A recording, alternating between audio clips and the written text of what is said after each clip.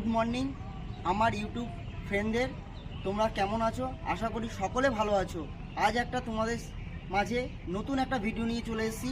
যারা ভাবছো বাড়িতে বসে ওয়ার্কআউট করবে বা মাঠে গিয়ে এক্সারসাইজ করবে, তাদের জন্য ফুল বডি ওয়ার্কআউট।